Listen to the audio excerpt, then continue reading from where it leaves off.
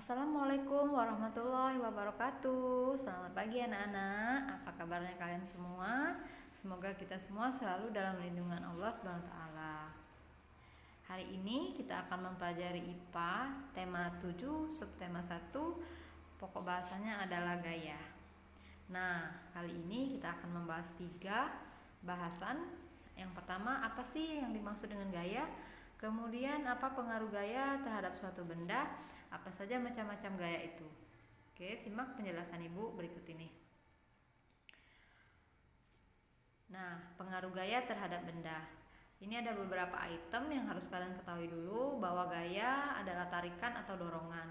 Gaya dapat menyebabkan suatu benda bergerak dan kedudukannya berubah. Untuk melakukan gaya diperlukan tenaga. Keadaan suatu benda dapat berubah akibat pengaruh gaya. Nah, apa alat yang mengukur gaya? Itu adalah dinamometer atau nama lainnya neraca pegas. Satuan gaya dinyatakan dengan Newton atau N besar. Semakin besar gaya, maka gerakan yang dihasilkan semakin besar juga, atau juga sebaliknya.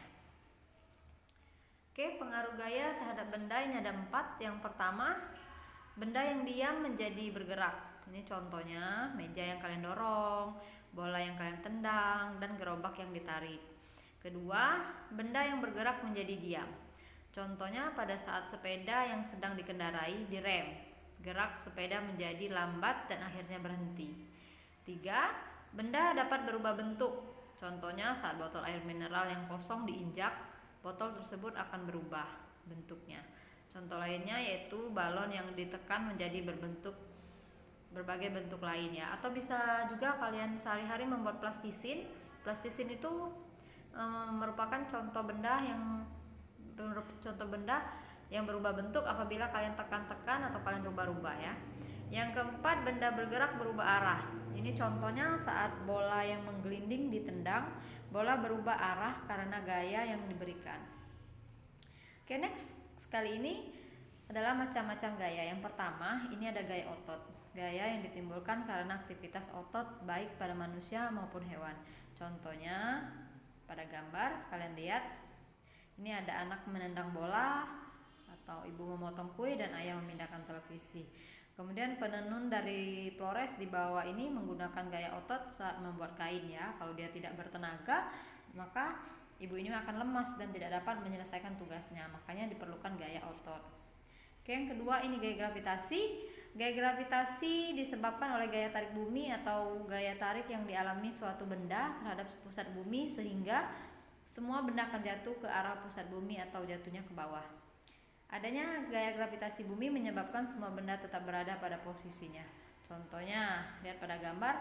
Ini kita melempar benda ke atas, benda itu akan jatuh ke tanah dan penerjun payung yang melompat dari pesawat akan bergerak menuju ke permukaan bumi ya. Ini pada gambar ada anak sedang melempar bola kasti, maka bola kastinya akan jatuh ke bawah. Itu adalah contoh gaya gravitasi. Oke, next yang ketiga ini gaya pegas. Apa itu gaya pegas? Gaya yang terjadi akibat tarikan atau dorongan terhadap benda yang dilakukan menggunakan pegas elastis, atau gaya yang muncul akibat adanya sifat elastis dari benda-benda pegas sehingga dapat menarik atau mendorong benda. Nah, contohnya kalian lihat pada gambar ini seorang anak menarik ketapel atau bisa juga menarik anak panah dan per yang terdapat pada pena atau spring bed yang ada di rumah kalian. 4, ini gaya magnet. Perhatikan ada beberapa penjelasan tentang gaya magnet. Yang pertama, gaya yang timbul karena tarikan atau dorongan magnet terhadap benda yang terbuat dari logam tertentu. Benda-benda seperti ini seperti baja, besi, nikel, atau yang biasa disebut benda magnetis, benda yang dapat ditarik magnet. Sedangkan plastik, kayu, kertas, dan beberapa jenis logam seperti emas, aluminium, perak, dan tembaga termasuk benda non-magnetis atau tidak dapat ditarik oleh magnet. Kemudian magnet itu memiliki 2 kutub, yaitu kutub utara dan kutub selatan, atau biasa disingkat dengan U sama S ya. Contohnya ini kompas selalu menunjukkan arah utara karena gaya tarik magnet bumi. Kemudian pintu kulkas dan tutup kotak pensil memanfaatkan tarikan magnet supaya tertutup dengan rapat. Lalu mengangkat barang-barang dari besi yang menggunakan magnet pada dinamo sepeda. Oke, yang kelima, gaya listrik, gaya yang ditimbulkan oleh benda-benda yang bermuatan listrik. Nah, contohnya apa? bergeraknya kipas angin karena dihubungkan dengan sumber energi listrik. Nah, kalau kita mau menyalakan rice cooker, mikrofon atau apapun, maka kita harus menghubungkan dengan stop kontak. Itu namanya gaya listrik. Oke, yang keenam ini gaya gesek. Gaya yang ditimbulkan oleh gesekan dua permukaan yang saling bersentuhan ya nak. Kalau dia nggak bersentuhan itu bukan gaya gesek, jadi bersentuhan. Gaya gesek dapat menimbulkan adanya hambatan. Semakin kasar permukaan benda maka gaya geseknya semakin besar. Dan sebaliknya kalau dia jalanan licin seperti kamar mandi itu kan sangat licin, maka gaya geseknya kecil ya.